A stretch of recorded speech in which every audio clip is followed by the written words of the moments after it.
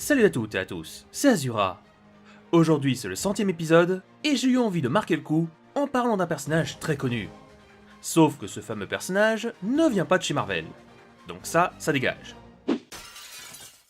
Mais il ne vient pas non plus de l'univers de DC Comics. On va parler d'un guerrier / chasseur qui n'a peur de rien et qui n'hésite pas à tuer des créatures abominables. Il porte un collier très particulier, se bat avec de la magie, et se fait aussi appeler le White Wolf. Vous l'avez deviné, on va parler d'un des comics de The Witcher. Et pour cette première fois, on va parler du comics Killing Monster. Un comics lié à la cinématique du même nom du jeu The Witcher 3 qui s'intégrera à un moment de cette histoire. Mais ça, on va y revenir. Le comics Killing Monster est sorti en 2015 et a été scénarisé par Paul Tobin et dessiné par Max Bertolini. Un comics qui a été publié grâce à la maison de comics Dark Horses, et vous allez voir, si vous êtes fan de l'univers des jeux, des livres, ou même pourquoi pas des séries, je pense que ce comics risque de vous plaire. L'histoire de ce comics commence alors que Geralt et Vesemir étaient sur une route et qu'ils se rappelaient la dernière créature qu'ils venaient de chasser. Soudain, ils virent un petit village et décidèrent de s'y arrêter pour se reposer. Le village en question était contrôlé par un groupe de Nilfgaardiens qui abusaient de leur pouvoir et autorité pour agresser et voler les habitants. Un jeune garçon interpella le sorceleur et lui révéla que la ville s'appelait Vorun. Geralt descendit de son cheval et se dirigea vers le magasin d'herboristes. Cependant, il fut arrêté sur son trajet par un homme qui ne pouvait pas supporter les mutants. L'homme attaqua Geralt, qui le repoussa aisément avec son signe. Le jeune garçon du nom de Balt vola la bourse de l'homme à terre, mais se fit surprendre par un Nilfgaardien qui le tabassa sous les yeux des autres villageois. Les gardes, usant de leur statut, prirent l'argent pour eux avant de se retirer un peu plus loin. Geralt fut alors interpellé par une femme qui expliqua qu'une bête ou un démon avait massacré son mari et plusieurs autres villageois.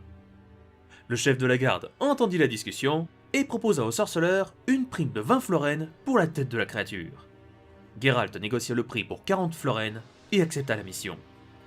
Les deux sorceleurs se mirent tous deux à pister les traces de la créature, ce qui les conduisit dans un sous-bois. En remontant la piste, ils tombèrent sur un petit cabanon et dégainèrent leurs épées. Un gravieur surgit de la maison et attaqua les deux sorceleurs, qui l'éliminèrent très aisément. En rentrant dans le cabanon, Geralt vit plusieurs corps démembrés gisant au sol. Alors que Vesemir étudiait la scène de crime, il se fit soudainement happer par une puissante créature. Un Fiellon qui rôdait dans les parages avait senti la présence des deux sorceleurs. Geralt attaqua le monstre de toutes ses forces, mais se fit attraper par la créature. Alors que les deux chasseurs étaient en très mauvaise posture, Balt, l'enfant du village qui les avait suivis, attira l'attention de la créature qui lâcha les deux sorceleurs. Geralt attrapa l'enfant sous son bras et prit la fuite en direction du village.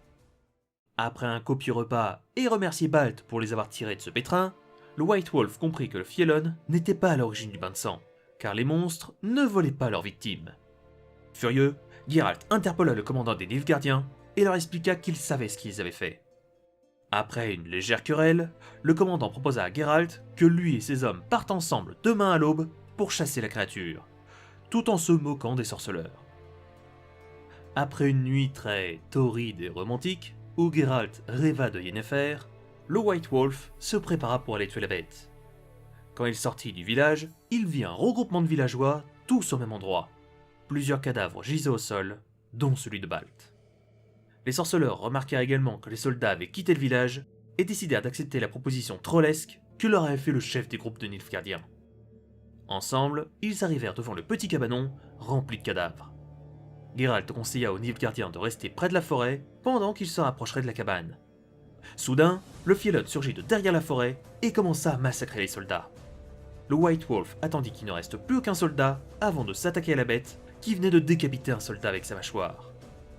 Durant le combat, Geralt réussit à enflammer la créature avant de se faire jeter violemment au sol. Le sorceleur réussit à lui trancher la tête d'un seul coup d'épée quand la bête essaya d'hypnotiser l'une des connaissances de Geralt et de Vesemir. Après ça, les deux sorceleurs reprirent la route en direction de Novigrad, où ils tombèrent sur un petit groupe d'hommes en train de battre à mort une femme. Knew you witches wouldn't scorn imperial gold. Tough hunt. Tougher than yours, that's certain. Un comics vraiment sympa que je trouve vraiment bien rythmé. Il a un style graphique vraiment pas dégueu et qui colle vraiment bien à l'univers de The Witcher. Et vous en avez pensé quoi de ce comics? Et si ça vous tente, je ferai peut-être d'autres vidéos sur les comics The Witcher. J'espère que cet épisode spécial sur un des comics de The Witcher vous aura plu. Si c'est le cas, vous connaissez la musique, vous pouvez vous abonner, liker et partager cette vidéo pour que tout le monde la voie et devienne fan de Geralt de Rive. Bref, quant à moi je vous laisse et on se retrouvera très vite pour parler de l'univers de DC Comics sur une famille de personnages vraiment pas banals.